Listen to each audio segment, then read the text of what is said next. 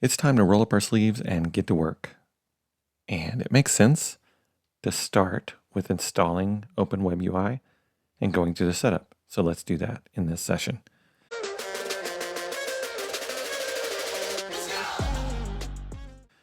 We're here at the homepage at docs.openwebui.com. Last time we talked about what Open WebUI is. If we scroll down, it does have some quick start with Docker, and it tells about installing with a simple command. And then if you want to have GPU support, NVIDIA specifically, you're going to run this command. What I do want to point out is that there is an option. If you don't already have Ollama on your system, you can install both Open WebUI and Ollama. They're bundled together in a Docker container. Again, GPU support or CPU only. They do also have some other options to do manual installs. What we're going to do is we're going to jump over to Getting Started. First, do take note that it talks a little about the setting up the admin account and privileges, stuff like that. We'll go through that in just a moment after we get it installed. I do want to point out too that we have 3 different methods here that they mention for installing. There's Docker, Python, and Kubernetes.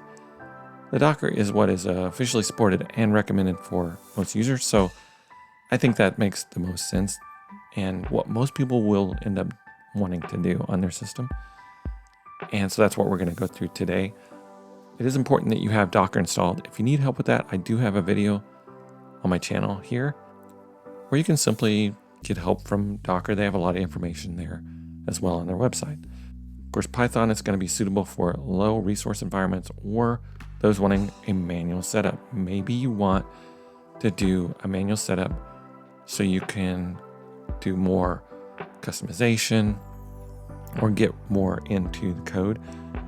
The Kubernetes is going to be for your enterprise deployments that want to use containers, images that are perhaps more distributed. What we're going to want to do is we're going to pull the image first, and then we're going to run the container after we pull it. We are going to do GPU support for NVIDIA on this system.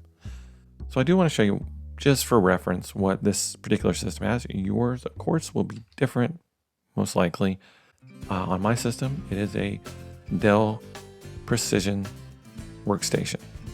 And more specifically, it is a Precision 7740, and it has an Intel Core i9, 2.3 gigahertz. It has 32 gig of memory. And if we take a look at the graphics card just real quick, we can see that it's a Quadro RTX 4000. And also this is running Windows 11. If you want to know what all the flags mean and what this Docker command means, then you can catch another video that I'm going to do in the deep dive. This is simply a walkthrough, so we're not going to talk about that now, but be sure to check that out if you want to know more about the why and the what behind all this. There's also, just want to mention real quick, there's a single user mode that you can use, which disables the login and simplifies that part. Just be aware that you can't change it back and forth between a single and multi account once you have that change. So we're going to want to make sure that we have the Docker Desktop engine running. So I have opened Docker Desktop here, and it has started, so it should be good. Now for us, we're going to want to run the command that gives us the NVIDIA GPU support. And so we should just be able to run this command, and it'll notice that the image has not been pulled, and it'll pull and run it all at the same time. So now we're in the command prompt, and we copy that in, and we hit enter. It says unable to find the image because we didn't pull it, so that makes sense. And it's going to pull it before it runs it.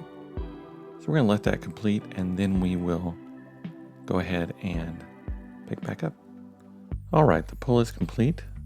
We can check now for images, and we see that that's there. We can check also for containers, and we're going to check all, not just running. So let's check that.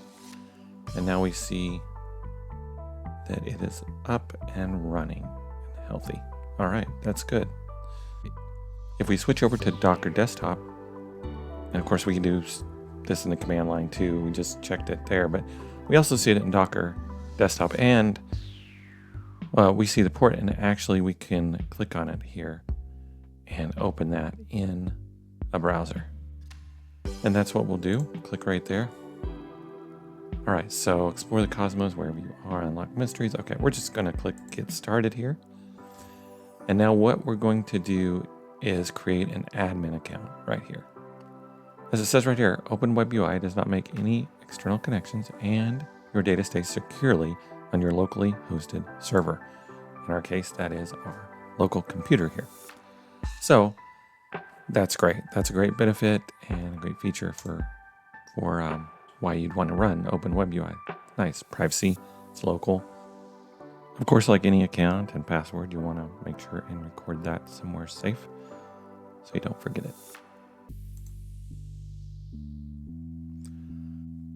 Next, you'll see a pop-up window that shows the newest features added to Open WebUI, basically the release notes, right? So you can look through those, and we are going to go through a lot of this stuff as we go through the course of this video series. So be sure and subscribe and hit that notification so you don't miss any of that. Okay, let's go. So yeah, that covers the how. And if you want to learn more about the why and the what behind Open WebUI, be sure to check out my other video, if you haven't already, that dives deeper into this subject. And be sure to join me next time as we continue to learn Open WebUI inside out.